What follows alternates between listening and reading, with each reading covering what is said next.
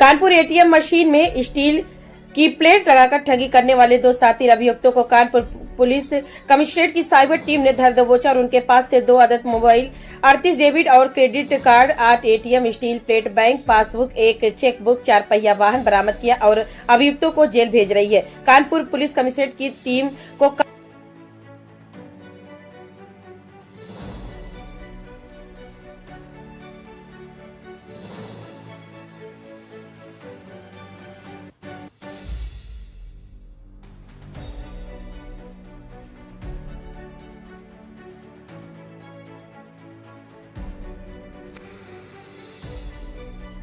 काफी दिनों से सूचना मिल रही थी कि भारतीय स्टेट बैंक के एटीएम मशीन से कुछ लोग धोखाधड़ी कर रहे हैं, जिस पर कानपुर पुलिस कमिश्नरेट की साइबर टीम ने जाल बिछाया तो नरवल निवासी वीरेंद्र और महाराजपुर निवासी अशरजीत सिंह, यह दोनों एसबीआई बैंक के एटीएम मशीन की में स्टील की प्लेट लगाकर मशीन से पैसा निकाल लिया करते थे और बैंक को चूना लगा देते थे। कानपुर पुलिस कमिश्नरेट की साइबर टीम ने छानबीन कर वीरेंद्र और अशरजीत को धर दबोचा और उनके पास से घटना में प्रयोग होने वाले सभी वस्तु बरामद कर ली है और दोनों आरोपियों को जेल भेज रही है।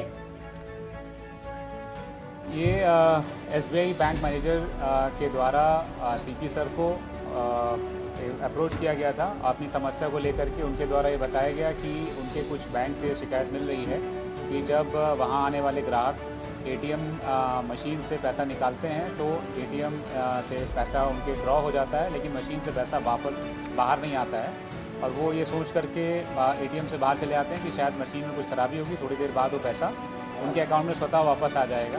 लेकिन जब वो पैसा नहीं आता है तो वो कंप्लेंट्स बार बार एसबीआई के ब्रांचेस में पहुंच रही थी। तो जब उनके द्वारा देखा गया कि कंसोलिडेटेड 3-4 एटीएम में ऐसी चीज़ें हो रही हैं, तो उनके द्वारा सीपी कानपुर सर को अप्रोच किया गया। सीपी कानपुर सर ने इसमें क्राइम ब्रांच और साइबर थाने की टीम को टास्किंग करी थी। उसमें आज हमारी एडीसीपी क्राइम अंजलि विश्वकर्मा के नेतृत्व में साइबर क्राइम की टीम ने बहुत अच्छा सराहनीय काम किया। जो ये पूरा गैंग ऑपरेट हो रहा था, वहाँ जो एटीएम में लगे हुए फुटेज से उनका अध्ययन करके उन्होंने देखा कि हर बार जब ये घटना होती है तो एक कार भी साथ में रहती है। उस कार के नंबर और उसमें जो आने वाले लोगों की पहचान करके फिर आज 2 लोगों को पकड़ा गया है, जिनके नाम वीरेंद्र उर्फ पंकज यादव और असरजीत पुत्र समरजीत हैं। ये दोनों ही जनपद कानपुर के ही रहने वाले हैं। इनके ऊपर कई थानों से अभियोग पंजीकृत कराने की कार्रवाई प्रचलित है। क्योंकि एक सराहनीय कार्य ये साइबर क्राइम की टीम के द्वारा किया गया है, तो पूरी टीम को मेरे द्वारा 25,000 रुपये का इनाम दिया गया है। ये जो मोडस ऑपरेंडी है उसका हमने एक वीडियो भी बनाया है, ताकि हम सूचना सभी को प्रेषित भी करेंगे कि किस प्रकार से ये एटीएम मशीन में एक सील की प्लेट लगा करके उसको जो पैसा बाहर निकलता था उसको ब्लॉक कर देते थे। और जब जो भी व्यक्ति पैसा निकालने आता था और जब वो झुंझला करके एटीएम से बाहर चला जाता था, तो फिर वो सील की प्लेट बाहर निकाल करके और उससे पैसा वापस निकाल लेते थे, अपने पास कर लेते थे। तो ये पूरा एक हमने वीडियो भी बनाया है, जिसके थ्रू आप लोग को इसकी एसओपी भी हम लोग बताएंगे। जैसा कि हमें एसबीआई ने हमने नॉलेज दी है, तो कम से कम 20 से 25 यानी 2 दर्जन घटनाएं ये लोग कर चुके हैं। अभी किन किन के साथ हुई है, जो इसमें विक्टिम्स हैं बेसिकली, जिनके अकाउंट से पैसा गया, उनसे बैंक भी कांटेक्ट कर रहा है, हम भी कांटेक्ट कर रहे हैं। उस आधार पर इनके ऊपर कई अभियोग पंजीकृत होने चाहिए। जी, बेसिकली चूँकि इनको प्लेट लगाने के बाद वापस आ करके फिर से वो पैसा निकालना रहता था, क्योंकि प्लेट हटाने के बाद पैसा निकालना होगा, तो ऐसे एटीएम पे जाते थे जहाँ पर गार्ड नहीं था, जो सुनसान इलाकों पर थे। तो मोस्टली जो देहात के एरिया, जो हमारे आसपास के देहात के एरिया हैं, वहाँ पर भी इनके द्वारा ये घटनाएं करी गई।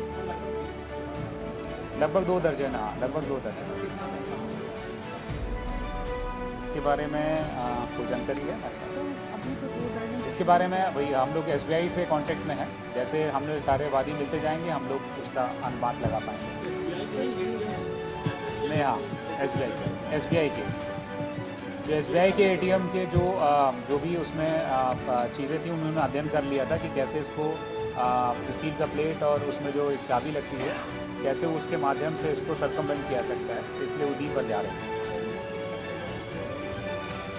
नहीं, इनके द्वारा कोई ऐसा बैंक के साथ पहले पूर्व में काम नहीं किया गया है।